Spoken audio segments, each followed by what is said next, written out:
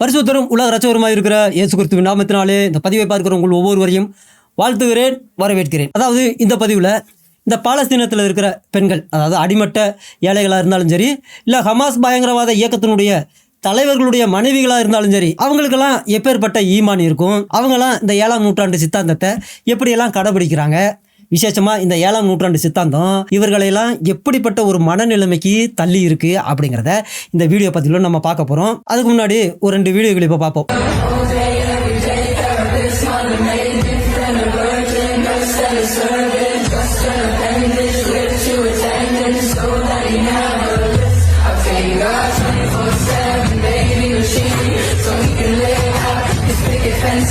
அதாவது இது வேற எங்கேயும் இல்லைங்க, அல்லாவின் தேசமான துருக்கியில தான்.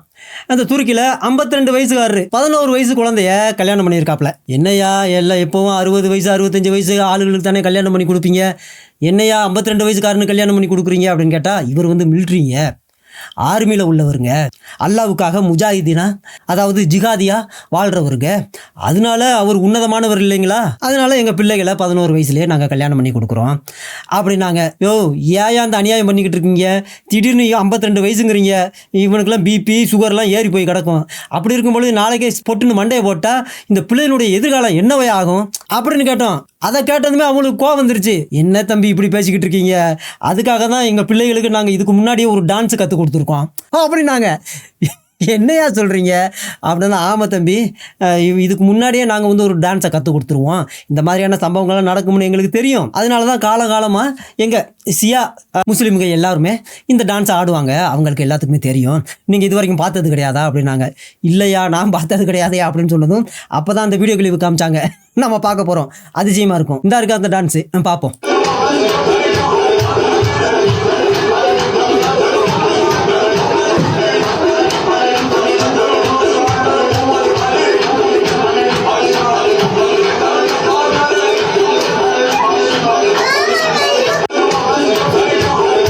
இந்த டான்ஸை காமிச்சாங்க, பார்த்தீங்களா நாங்கள் எப்படி டான்ஸ் எல்லாம் கற்றுக் கொடுக்குறோம் அப்படின்னாங்க.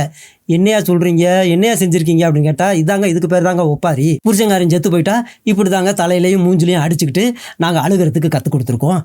இதை கற்றுக் கொடுத்ததுக்கு அப்புறம் தான் கல்யாணம் பண்ணி கொடுப்பாங்களாம், இல்லை அப்படின்னா குடும்பமானமே போயிருமா.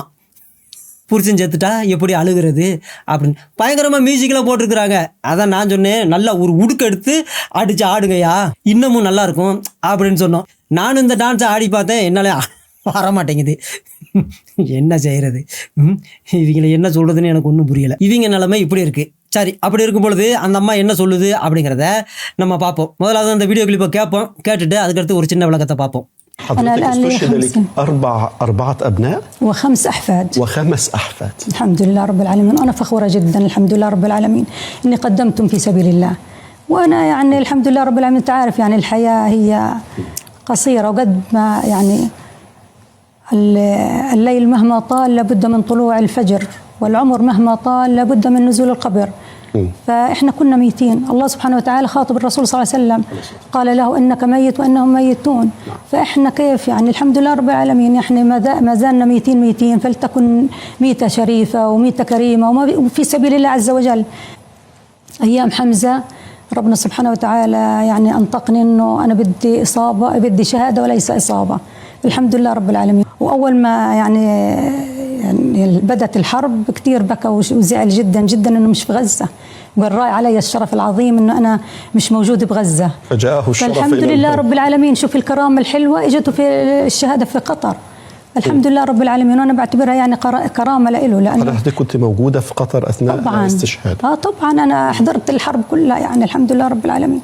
2014 أنا كنت موجودة، وهيني أنا في الحرب هذه اللي على قطر كنت موجودة الحمد لله رب العالمين. وإحنا بنعرف يعني كرامات الشهيد، كرامات الشهيد عظيمة جدا يا أخي الكريم.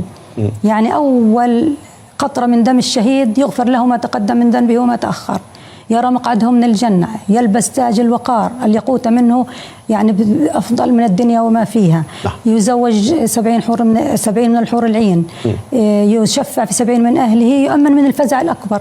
كل هذه الصفات الجميلة والطيبة كل أهل غزة بيعرفوها، وعلشان هيك بيقدموا أولادهم في سبيل الله وهم فرحانين ومبسوطين ومستبشرين. يعني أنا بعرفش إيش بيسووا للأمانة. أنا ما بعرف طبيعة عملهم. أنا ربيتهم التربية اللي على الدين وعلى الإيمان وعلى الصلاة وعلى المساجد وعلى كل شيء، لكن في الأمور الجهادية ما بتدخل، ما بعرف شيء ولا بعرف إيش بيسووا. அதிசயமான பிறவிங்க தான் இந்த அம்மா. யார் அப்படின்னா யூதன் கிட்டத்தட்ட எல்லா ஹமாஸ் பயங்கரவாத தலைவர்களையும் கொண்டுட்டான். அதில் ஒரு 4-5 பேர் பாக்கி இருக்கிறாங்களாம். அதில் ஒரு பயங்கரவாத தலைவனுடைய மனைவி தான் இந்த அம்மா. இந்த அம்மா அல் ஜசீராவுக்கு பேட்டி கொடுத்துருக்கு. அப்படி என்ன சொல்லியிருக்கு அப்படிங்கிறத முதல்ல இருந்து பார்ப்போம். அப்போ அவன் அதிசயமான ஒரு கேள்வி கேட்குறான். என்ன அப்படின்னா, என்னது உங்களுடைய 4 பிள்ளைகளையும் 5 பேர பிள்ளைகளையும் நீங்கள் வந்து மார்த்தரா சாகிறதுக்கு விட்டு கொடுத்தீங்களா அப்படின்னு கேட்குறாப்புல. யார்? அல் ஜசீரா பேட்டி கேட்குறவர். அப்போ அந்த அம்மா அதுக்கு ஒரு அதிசயமான ஒரு பதிலை சொல்லுது. அதாவது இதை பற்றி நான் ரொம்ப பெருமைப்படுறேன். ஏன்னு கேட்டால், நான் அவங்களையெல்லாம் என்னுடைய 4 பிள்ளைகளையும் 5 பேர பிள்ளைகளையும் அல்லாவுக்காக நான் பலி கொடுத்தேன். சாக்ரிஃபைஸ் அல்லாவுக்காக இவங்க பலி கொடுத்துருக்குறாங்களாம். இவங்களுடைய பாஷையில் பலி கொடுக்குறது அப்படின்னா, இஸ்ரேலுக்கு போய் அங்கே யாரையாவது சுட்டு கொண்டு விட்டு, இல்லைன்னா யூத பெண்களை கடத்திட்டு வந்து கற்பழித்து ஏதாவது இந்த வேலையை செய்யும் பொழுது யூதன் திருப்பி பழி வாங்குற விதமாக இவங்களை சுட்டு கொள்ளுவாங்களா? அப்படி சுட்டு கொள்ளும் பொழுது இவங்க வீட்டில் உள்ளவங்களாம், ஆஹா பார்த்தீங்களா என் புள்ள உயிர் தியாகமாக செத்துட்டான், அல்லாவுக்காக உயிர் தியாகி ஆயிட்டான் அப்படின்னு சொல்லுவாங்களாம்.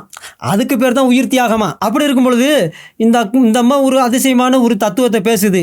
என்ன அப்படின்னா, இங்கே பாருங்க, வாழ்க்கை அப்படிங்கிறது ரொம்ப ஷார்ட்டானது, ரொம்ப நீளம்லாம் கிடையாது. இரவு எந்த அளவுக்கு நீளமாக இருந்தாலும் ஒரு விடிய காலம் அப்படிங்கிறது வந்து தானே தீரும். அப்படி இருக்கும் பொழுது இந்த உலகத்தில் எத்தனை காலம் நம்ம வாழ்ந்தாலும் ஒரு நாள் நம்ம புதகுலிக்கு போகத்தான் போகிறோம். அதாவது நம்ம எல்லாரும் ஒரு நாள் சாகத்தான் போகிறோம். இதிலேருந்து நம்ம தப்பிக்க முடியாது. அதோட எங்கள் கண்மணி நாயகமும் அல்லாஹ் மட்டும் இல்லைங்க, இவங்களுடைய கண்மணி நாயகமும் ஒரு விஷயத்தை சொல்லியிருக்காங்களாம். அது என்ன அப்படின்னா, தீர்க்க தரிசனமா, அது நிச்சயமாக நீங்களும் ஜாவீங்க அவங்களும் ஜாவாங்க அப்படின்னு தீர்க்க தரிசனம் சொல்லியிருக்காராம். அதாவது நீங்களும் ஜாவீங்க அப்படின்னா இஸ்லாமியர்களாகி நீங்களும் செத்து போவீங்க ஒரு நாள். அதே போல் இந்த யூதர்களும் இந்த அமெரிக்க அடிமைகளும் யூத கைக்குடிகளும் காப்பீர்களும் நசராணிகளும் கண்டிப்பாக அவங்களும் ஜாவாங்க அப்படின்னு அவங்க புஸ்தகத்தில் எழுதியிருக்கான். அதனால அதை வச்சு இவங்க தெரிஞ்சுக்கிறாங்க, இந்த உலகத்தில் ஒரு நாள் எந்த ஒரு மனுஷனாக இருந்தாலும் செத்து போவான் அப்படிங்கிறது யதார்த்தம். அதனால அப்படி எல்லாரும் ஒரு நாள் சாகிறதுனால நாம ஏன் நம்முடைய உயிரை வந்து அல்லாவுக்காக கொடுக்கக்கூடாது? அதுக்கு பேர் ஹானரபிள் டெத் ஆச்சே, மரியாதைக்குரிய மாண்புமிகு மரணத்திலேயே மாண்புமிகு மரணம் இருக்கும் போல இருக்கு. அப்போ அல்லாவுக்காக நம்ம சாகக்கூடாது அப்படின்னு சொல்லிட்டு ஒரு விஷயத்தை இந்த அக்கா சொல்லுது. அதாவது இந்த அம்மாவுக்கு ஹம்சா அப்படிங்கிற ஒரு பையன் இருந்தானா, அவன் யூத பெண்ணை கடத்திட்டு போய் கற்பழித்து கொண்டுட்டானா. கொன்ன உடனே யூதன் அதுக்கு பழி வாங்குற விதமாக அவனை சுட்டு கொண்டு விட்டானா. அப்படி அவன் செத்த பிறகு இந்த அம்மா என்ன சொல்லியிருக்கு அப்படின்னா, அல்ஹம்துலில்லா அப்படின்னு சொல்லிச்சான். ஏன்னு கேட்டால், என் மகன் காய்ச்ச வந்தோ இல்லை வியாதியாக வந்தோ இல்லை ஆக்சிடென்ட் ஆகியோ சாகலை, உயிர் தியாகியாக செத்துருக்கிறான். இது வந்து அல்லாஹ் வந்து எனக்கு கொடுத்த பரிசு தான். என் மகனை வியாதி வந்து சாக விடாமல் உயிர் தியாகியாக சாக வச்சது. அதனால எனக்கு ரொம்ப பெருமையாக இருக்கு, ரொம்ப சந்தோஷமா இருக்கு அப்படின்னு சொல்லிட்டு இன்னொரு ஒரு அதிசயமான ஒரு விஷயம் சொல்லுது இந்த அக்கா. என்ன அப்படின்னா, இவனுடைய 2வது பையன், அதாவது அஸ்ஸாம் அப்படிங்கிறவனா, அவன் வந்து இந்த காசாவில் யுத்தம் நடக்கும் பொழுது அவன் காசாவில் இல்லையாம். அதில் எங்கே கத்தாரில் இருந்துருக்கிறானா. அதனால நைட்டெல்லாம் ஒரே அழுகையான். ஏன்னு கேட்டால், ஐயோ இந்த நேரத்தில் காசாவில் நான் இருக்காமல் போயிட்டேனே, இருந்திருந்தேன் அப்படின்னா யூதனுடைய ஏவுகணைக்கு நான் பலியாகி இருப்பேனே, நான் அல்லாவுக்காக உயிர் தியாகமாக செத்துருப்பேனே, முஜாஹிதுனா செத்துருப்பேனே, இல்லைன்னா ஜிஹாது செஞ்சு நான் செத்துருப்பேனே. ஆனால் இப்போ என்னடானா நான் கத்தாரில் மாட்டிக்கிட்டேனே அப்படின்னு அழுதானா. அதனால இந்த அம்மா சொல்லுது, என் மகன் அப்படி ஒரு ஆப்பர்ச்சுனிட்டியை, ஒரு பயங்கரமான ஒரு வாய்ப்பை மிஸ் பண்ணிட்டான். அது வந்து கிரேட் ஹானரா. இந்த மாதிரியான நேரத்தில் காசாவில் இல்லாமல் கத்தாரில் இருந்தது அது ஒரு பயங்கரமான ஒரு வேதனையான ஒரு விஷயமா. அதனால இந்த அம்மாவுடைய 2வது பையன் அழுதுகிட்டே இருந்தானா. அந்த நேரத்தில் தான் ஒரு அதிசயம் நடந்துச்சான். அது என்ன அப்படின்னா, அது வந்து ஸ்வீட் மிராக்கிள்னு இந்த அம்மா சொல்லுது. ஸ்வீட் மிராக்கிள் அல்லாஹ் செஞ்சானா. என்ன அப்படின்னா, யூதன் என்ன செஞ்சிருக்கிறான், நேராக கத்தாருக்கு ஏவுகணை விட்டுருக்கிறான். ஏவுகணை விடும் பொழுது அந்த நேரத்தில் இவன் இருந்திருக்கிறாங்க உயிர் தியாகியாக செத்து போயிட்டானா. அல்லாஹ் தான் இந்த அற்புதமான ஒரு வாய்ப்பை, இந்த மிராக்களை செஞ்சானா. ஏன்னு கேட்டால், காசாவில் உயிர் தியாகியாக சாகணும்னு ரொம்ப ஆசைப்பட்டானா. ஆனால் யுத்த நேரத்தில் இவன் கத்தாரில் இருந்திருக்கிறான். ஆனால் அல்லாஹ் என்ன செஞ்சிருக்கிறான், யூதை மூலமாக ஏவுகணையை கத்தாரில் விட்டுருக்கிறான். கத்தாரில் விட்ட பிறகு அதான் அல்லாஹ் தான் இந்த விஷயத்தை செஞ்சிருக்கிறான் அப்படின்னு இந்த அம்மா சொல்லுது. ஏன்னு கேட்டால், இது ஸ்வீட் மிராக்கிள் ஆஃப் அல்லாஹ் அப்படிங்குது. என்ன ஒரு அற்புதமான ஒரு மனநிலை. அப்போ அல்லாஹ் தான் ஏவுகணை எங்கெங்கே விழுந்துச்சோ இதுக்கெல்லாம் யார் காரணம்னா அல்லாஹ் தான். இதெல்லாம் ஸ்வீட் மிராக்கிள். பாலஸ்தீனத்தில் உள்ளவங்க என்ன சொல்கிறாங்க அப்படின்னா, தங்கள் மேலே ஏவுகணை விழும்பொழுது இதெல்லாம் ஸ்வீட் மிராக்கிள் அப்படின்னு சொல்கிறாங்க. ஆனால் நம்ம ஊரில் இருக்கிற கூமுட்டையெல்லாம் ஐயையோ ஜெனசைடுன்னு கத்திக்கிட்டு இருக்காங்க. அப்போ எப்பேற்பட்ட மாய்மலக்காரங்க அப்படிங்கிறது மட்டும் பாருங்க. இன்னும் இந்த அம்மா சொன்னது பயங்கர அதிசயமாக இருக்கும். சொல்லுக்கா. அதாவது இந்த அம்மா இந்த விஷயத்த மிராக்கிள் அப்படின்னு தான் சொல்லும். ஏன் 2வது மகனும் அப்படியே உயிர் தியாகியா செத்தான், அதனால நான் இதை மிராக்கிள், அற்புதம், அதிசயம், அல்லாவின் அதிசயம் அப்படின்னு தான் நான் சொல்லுவேன் அப்படின்னு சொல்லுவேன். அப்போ அவன் கேட்குறான், என்னக்கா நீ அந்த நேரத்தில் ஏவுகணை விழும்பொழுது நீ அங்கே தான் கத்தாரில் தான் இருந்தியா, உன் மகன் உயிர் தியாகியா சாகும் பொழுது அங்கே தான் இருந்தியா அப்படின்னு கேட்குறாப்புல. கேட்டதுக்கு அஃப்கோர்ஸ் ஆமாம் நானும் அங்கே தான் இருந்தேன், என் மேலே விழுகலை, என் புருஷன் மேலே விழுகலை, ஆனால் என் மகன் மேலே விழுந்துருச்சு, இது அல்லாவின் அற்புதம் இல்லையா, அதிசயம் இல்லையா அப்படின்னு கேட்குது இந்த அக்கா. முழுமையான யுத்தம் நடக்கும்போதும் இந்த அக்கா தான் அங்கே தான் இருந்துச்சான். ஆனால் இந்த அக்கா மேலே ஏவுகணை விழுகலையாம். ஏன் 2014 காசாவில் யுத்தம் வந்த போதும் இந்த அக்கா அங்கே தான் இருந்துச்சான். அப்புறம் கத்தாரில் யுத்தம் வந்த போதும் அந்த அக்கா அங்கே தான் இருந்துச்சான், ப்ரெசண்ட்டாக இருந்துச்சான். ஆனால் ஏவுகணை இந்த அக்கா மேலேயும் இந்த அக்காவுடைய புருஷன் மேலேயும் விழுகலையாம். ஆனால் பிள்ளைங்க மேலேயெல்லாம் விழுந்துருச்சான். அதான் அல்லாவின் அதிசயம், ஸ்வீட் மிராக்கிள் ஆஃப் அல்லாஹ் அப்படின்னு இந்த அக்கா சொல்லுது. அதனால இவங்களை அந்த காசாவிலையும் சரி கத்தார்லையும் சரி, ஏன் இந்த மிடில் ஈஸ்ட் முழுசும் இவங்க ரொம்ப ஃபெமிலியரான ஆளாம்.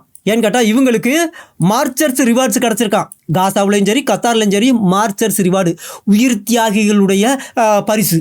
அது ஒரு பயங்கரமான ஒரு விஷயமா. அது 9 ரிவார்டு கிடச்சிருக்கான்.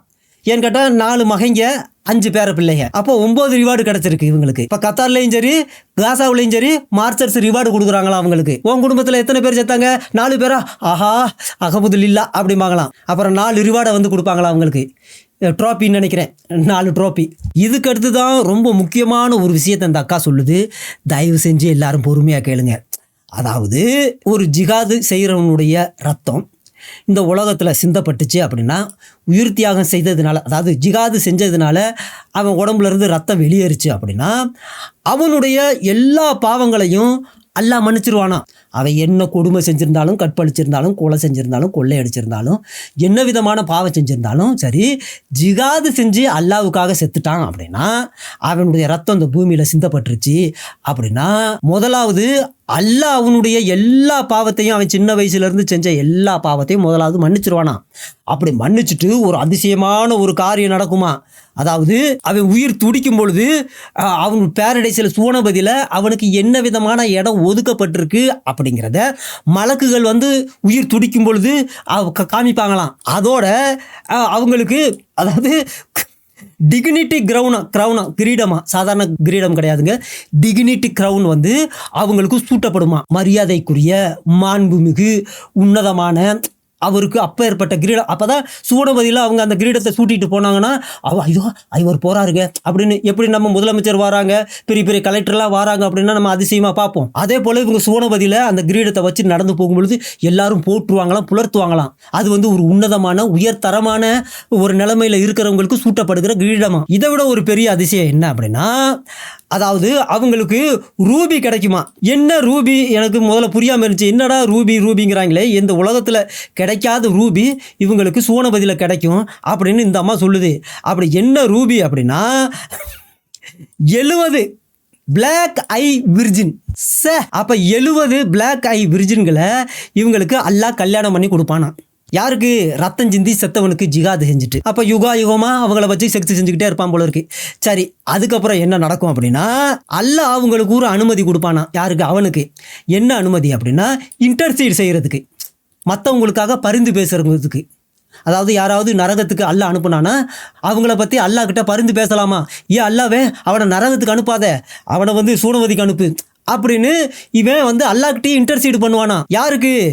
70 பேத்துக்கு, அவனுடைய குடும்பத்தை சேர்ந்த 70 பேத்துக்கு இந்த ஜிகாது பண்ணி செத்தவன் இன்டர்சீடு பண்ணலாமா. அதனால தான் இந்த குடும்பத்தில் உள்ளவங்களாம், என் குடும்பத்தில் ஒருத்தனாவது ஜிகாதியா சாக மாட்டானா, என் குடும்பத்தில் ஒருத்தனாவது முஜாஹிதுனா சாக மாட்டானா, உயிர் தியாகியா சாக மாட்டானா அப்படின்னு எப்பொழுதும் எதிர்பார்த்துக்கிட்டு இருப்பாங்களாம்.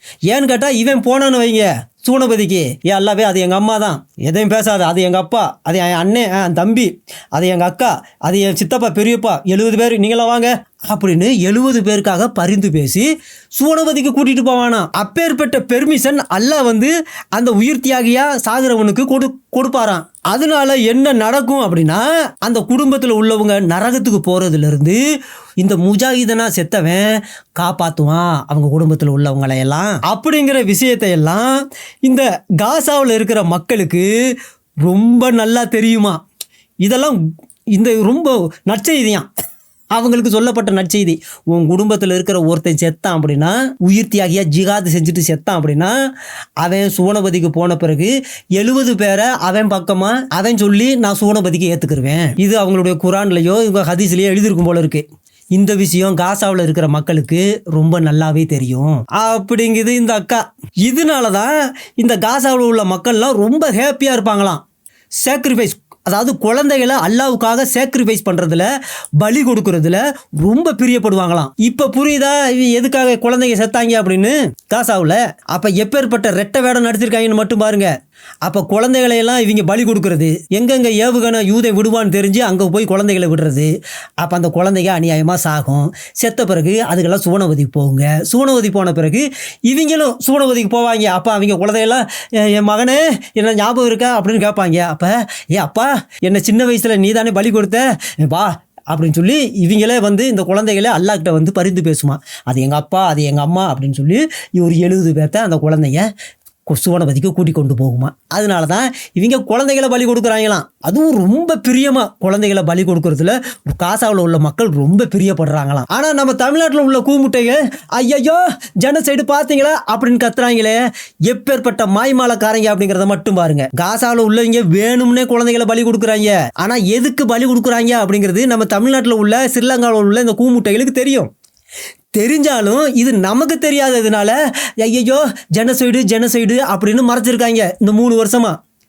இந்த அக்கா சொல்லுது, காசாவில் உள்ள பெண்களும் சரி ஆண்களும் சரி தங்களுடைய குழந்தைகளை பலி கொடுக்கறதுல ரொம்ப பிரியப்படுவாங்க. அதுதான் அவங்களுக்கு சந்தோஷமா. அதனால தான் இந்த காசாவில் உள்ளவங்க எத்தனை பேர் செத்தாலும், அம்மா செத்தாலும், அப்பா செத்தாலும், குழந்தைங்க செத்தாலும் சந்தோஷமா இருக்காங்க. ஏன்னு கேட்டால் அவங்க சூனபதியில் இருக்காங்க, நமக்காக பரிந்து பேசுவாங்க. நாளைக்கு என்ன பாவம் செஞ்சுட்டு அல்லாஹ்கிட்ட போனாலும் அவங்க வந்து நமக்காக பரிந்து பேசி நம்மளை சூனபதிக்குள்ளே கொண்டு போவாங்க. நம்ம கவலைப்பட வேண்டியதில்லை அப்படின்னு எல்லாரும் ரொம்ப சந்தோஷமா இருக்காங்களாம். அதிசயமான மனுஷங்களா இருக்காங்களே. யோசிச்சு பாருங்க, 7ஆம் நூற்றாண்டு சித்தாந்தம் எப்படி இவங்கள மாற்றி வச்சிருக்கு அப்படிங்கிறத மட்டும். அதோட இந்த அக்கா சொல்கிறத பாருங்க. அதாவது இவங்க பிள்ளைங்க என்ன செஞ்சுருந்தாங்க அப்படிங்கிறது ஒன்றுமே தெரியாதான். ஏன்னு கேட்டால் இந்த அக்கா அவங்க பிள்ளைகளை எப்பவும் மசூதி கூட்டி கொண்டு போக, துவா செய்ய, அப்புறம் ரொம்ப பக்தியாக தான் இந்த அக்கா வளர்த்துச்சான். ஆனால் ஒரு நாளும் இந்த அக்கா வந்து இவங்க செய்கிற இந்த ஜிகாதி ஆக்டிவிட்டீஸ், கடத்திட்டு போகிறது, கற்பழிக்கிறது, கல்லை கொண்டு எறிகிறது, ஏமாத்துறது, இந்த மாதிரியான ஜிகாதிஸ் ஆக்டிவிட்டீஸ் இருக்கு இல்லையா, அதில் அந்த விஷயத்தில் ஒரு நாளும் இந்த அக்கா தலையிடவே இல்லையா. ஏன்னு கேட்டால் இந்த அக்காவுக்கு தெரியும், ஜிகாது செஞ்சுட்டு இவங்க செத்தாங்க அப்படின்னா சுவனபதிக்கு போவாங்க. 70 கருப்பு கலர் விர்ஜின்ஸ், கருப்பு இமைகளை உடைய, கருப்பு கண்மணிகளை உடைய, அதனால தான் இவங்க கண்மணி நாயகம்னு சொல்லுவாங்க போல இருக்கு. கருப்பு கண்மணிகளை உடைய விர்ஜின்ஸ்கள் இவங்க மகன்களுக்கு கிடைக்குமா. அதனால என்ன விதமான ஜிகாதி ஆக்டிவிட்டிஸ் அவங்க செஞ்சாலும், மகன்களும் சரி பேர பிள்ளைகளும் சரி செஞ்சாலும் இந்த அம்மா அந்த விஷயத்தில் தலையிட்டதே கிடையாதான். அதோட இவங்க என்ன செஞ்சுக்கிட்டு இருந்திருக்காங்க அப்படிங்கிறது கூட எனக்கு சுத்தமாக தெரியாது. அதை பற்றி நான் கவலையும் பட்டதில்லை அப்படின்னு சொல்லுது. கொஞ்சம் யோசிச்சு பாருங்க, இந்த மத்திய கிழக்கு நாடுகளில் உள்ள இந்த புண்ணியவதிகளுடைய மென்டாலிட்டி எப்படி இருக்குது அப்படின்னு. அதாவது அந்த 7ஆம் நூற்றாண்டு சித்தாந்தம் இந்த பெண்களை எப்படி மாற்றி வச்சிருக்கு அப்படிங்கிறத மட்டும் கொஞ்சம் பாருங்க. யோசிச்சு பாருங்க, தலையிலிருந்து கால் வரைக்கும் இந்த மூடி தன்னை ஒரு பரிசுத்த வாட்டியாக காமிச்சுக்குது. ஆனால் மனநிலை எப்படிப்பட்டதாக இருக்குன்னு மட்டும் கொஞ்சம் பாருங்கள். அப்போ இவங்களுக்கு பிள்ளைங்க துவா செய்யணும், மசூதிக்கு போகணும், அப்புறம் அந்த மாதிரியான ரிலீஜியஸாக பக்தியாக ஈமானில் இருக்கணுமா. ஆனால் ஜிகாதிஸ் ஆக்டிவிட்டிஸ் என்ன செஞ்சாலும் இவங்க கண்டுக்கிற மாட்டாங்களாம். ஏன்னு கேட்டால் இவங்க ஜிகாது செஞ்சுட்டு உயிர் தியாகமாக செத்தாங்க அப்படின்னா சூனமதிக்கு போன பிறகு இவங்களுக்காக அவங்க பரிந்து பேசுவாங்களே, இவங்க என்ன தப்பு செஞ்சுருந்தாலும் அல்லாஹ் கண்டுக்கிற மாட்டானே. ஏன்னு கேட்டால் ஒரு முஜாஹிதுன்னு 70 பேரை தன்னுடைய குடும்பத்தில் உள்ளவனை சூனபதிக்கு கூட்டிகிட்டு போகலாமா. அவங்க என்ன தப்பு செஞ்சிருந்தாலும் பிரச்சனை இல்லையா. ஏன்னு கேட்டால் இவன் தான் உயிர் தியாகமாக செத்துட்டானே அல்லாவுக்காக. யோசிச்சு பாருங்க எப்பேற்பட்ட வஞ்சகத்துக்குள்ள இவங்க மாட்டியிருக்காங்க அப்படின்னு. இவங்களுக்காக பரிதாபப்படுறதா, இதை நினைச்சு கோவப்படுறதா அப்படின்னு ஒண்ணுமே புரியல.